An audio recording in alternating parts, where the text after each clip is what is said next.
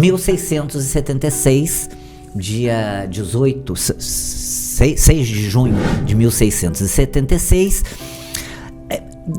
há aquela disputa da terra, ora dos 7 capitães, ora do Visconde da Seca, e o Visconde então tem a determinação do rei que, para ele tomar posse das terras, ele tinha que construir ao menos 2 vilas. Uma no interior para a criação do gado e uma no litoral para o resguardo da costa das invasões dos piratas. Isto está lá no contrato que o rei fez. O termo de doação da capitania. E aí, ele em São João da Barra, tanto em Campos quanto em São João da Barra, já havia moradores. Em São João da Barra tinha 30 fogos. Não se chamava casa, se chamava fogos. Porque cada casa tinha um fogo que não se apagava, porque não tinha fósforo, isqueiro. Então as casas, todas elas, a casa que tinha gente... tinha um fogo aceso. Tinha um fogo. Então a casa que não tinha gente não era contada. Então são 30 fogos. Que alguém interpretou como se fossem 30 pessoas, 30 moradores. Não, são 30 chefes de família, 30 casas. E era o que ele precisava fazer, uma vila com pelo menos 30 casas. As 30 casas já tinha. A igreja já tinha desde 1644.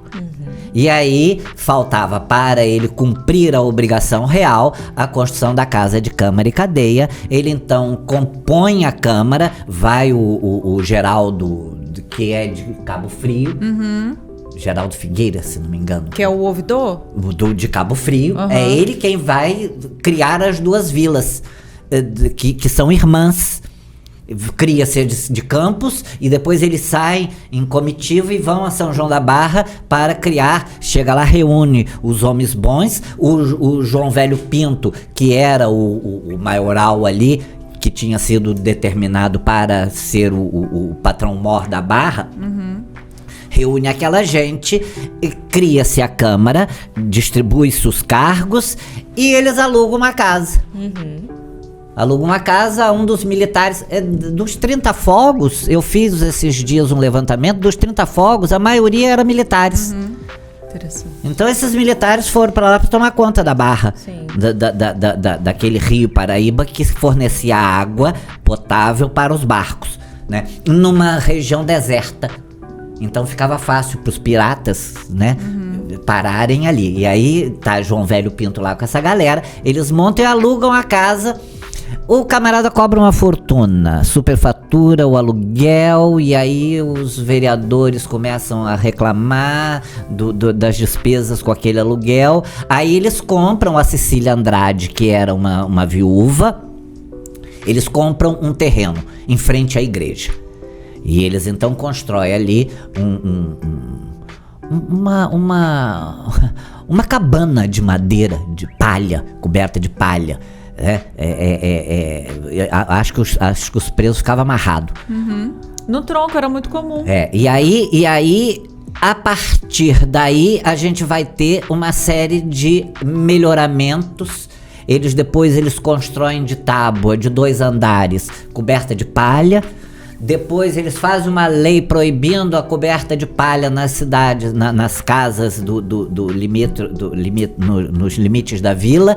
E então eles fazem um sobrado de madeira coberto de telha. Que já é no século XIX. Sim, princípio do... Não! No 18 ainda. Caramba! No 18 ainda eles fazem várias reformas, construindo primeiro de um andar só, depois eles fazem ao lado o cômodo para a prisão, depois eles fazem de 2 andares a prisão embaixo e a câmara em cima de madeira coberta de palha, depois de madeira coberta de telha, e aí começa o movimento portuário.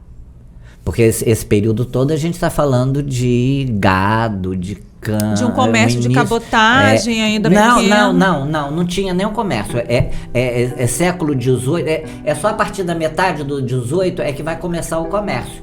É aí que a vila começa a enriquecer, porque os barcos, para passarem por São João da Barra, tinham que pagar a Câmara.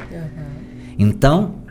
a Câmara, em 1793, eles estão com muito dinheiro eles instituem uma lei para todos os navios que forem para Bahia levando açúcar e voltando sem mercadoria, tinham que trazer um X de pedras de lastro. O lastro do navio tinha que ser de pedra, que eram depositadas na frente dali do prédio onde foi construído. O piso térreo da Câmara é todo de pedra e cal. Né? Quando nós restauramos, eu fiz questão, descascou-se a parede e eu pedi para que eles deixassem a parede descascada para que as pessoas vejam o tipo de construção. O material, né? Porque a parte de cima é de tijolo, mas a parte de baixo, as paredes com 1,5 metro de largura são de pedra e cal. Essas pedras trazidas da Bahia nos navios que faziam o transporte de uma Câmara rica que começa a construção em 93 e inaugura em 97. Aquele prédio, não é? Para uma cidade do porte de São João da Barra, aquilo era uma construção majestosa. Tá lá até hoje, né? Até hoje.